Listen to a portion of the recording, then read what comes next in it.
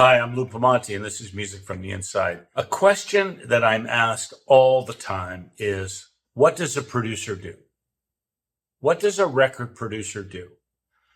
And you want to know what? There are as many answers to that question as there are producers. I've worked with a lot of famous producers, and they all work differently. Let's go through a few of them. I think at the very top of the list is David Foster. When David Foster produces an album, David Foster takes control of an album, whether it's Chicago in the mid-'80s or any of his other acts, really. He's known for taking charge, and you're going to get the David Foster sound. And he's not an invisible producer. He's going to imprint your record with his sound, and that's why people hire him. And he's great at it, and he's super talented. He's going to either arrange it himself or hire an arranger. He's going to do the strings. He's going to do the arrangement. He's going to play the piano. He's going to tell the singer how to sing. He's going to point it in a direction that he thinks it should go in. Then I did an Anne Murray album, the Duets album with Phil Ramone. And Phil is famous. I mean, not only did Phil produce all the Billy Joel hits, he was the engineer on the original Stan Getz Girl from Ipanema album. He ran A&R recording studios in New York. This guy has done everything. It's amazing. And he's a former musician. I think he was a violinist. Anyways, we hit it off. You know, it's kind of an Italian thing. So we were doing that album. And Phil's the kind of guy, he's the invisible guy. He's the opposite of David Foster. Phil will steer it if he thinks it's going off the rails.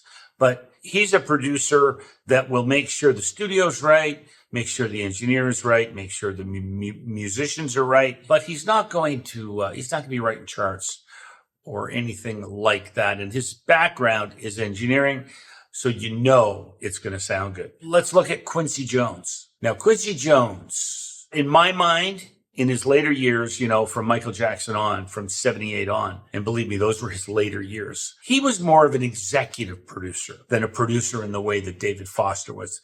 And when I say he was more of an executive producer, it's because he was the guy that made sure all the right people got hired. When people hire me to either produce an album or to musically direct one of the big live shows that I do here, I always tell them, look, I have to have my people. I can only guarantee you a good product if you let me hire my own people.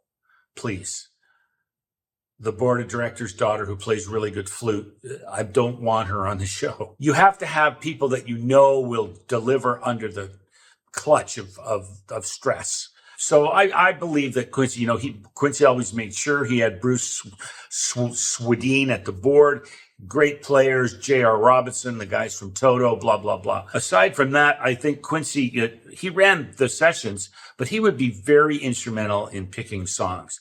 Now, that's a whole part of being a record producer that some people don't even get into. I don't really get into it that much, not as much as some people, but some people believe that the biggest job of a record producer is to pick the right songs.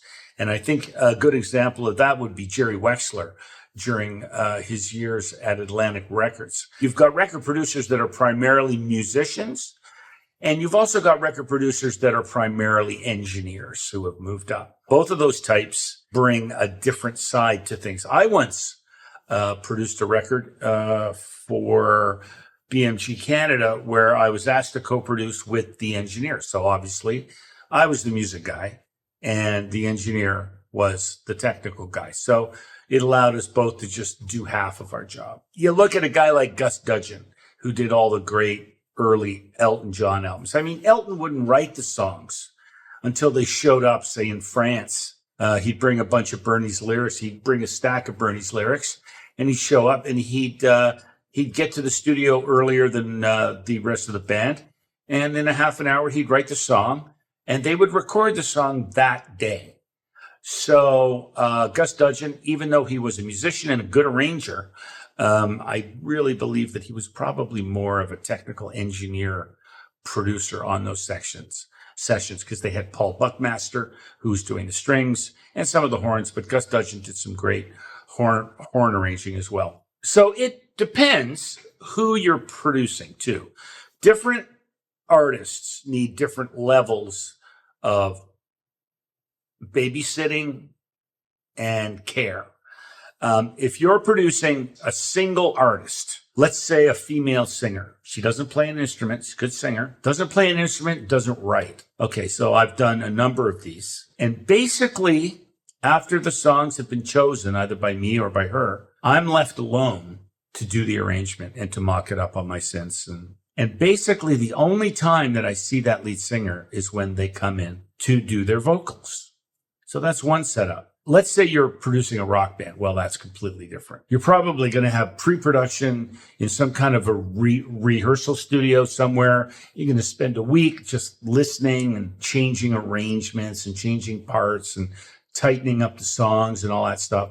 And then when you go into the studio, you're kind of prepared.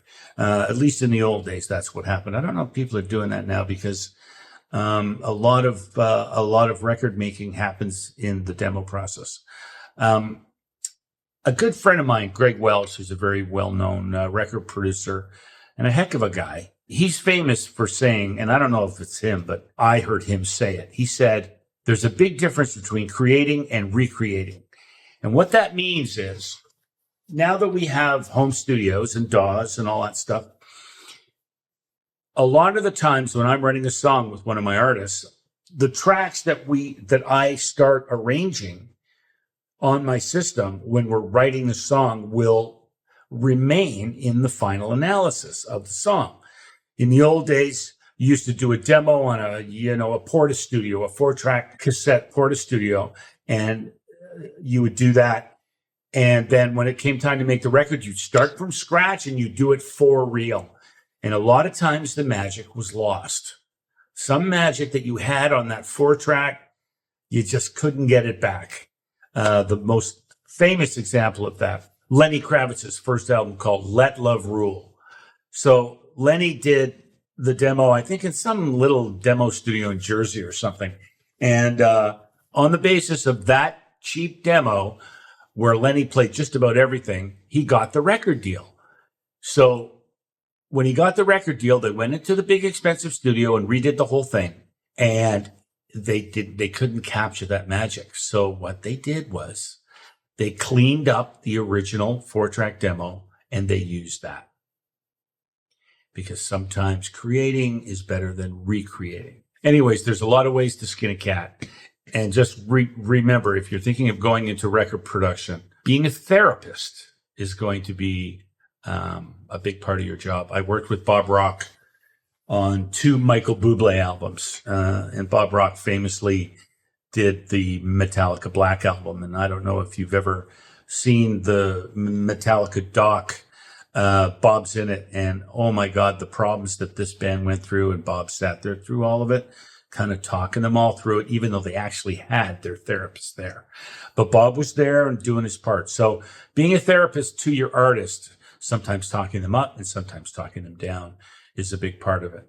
So you define what a record producer is going to be.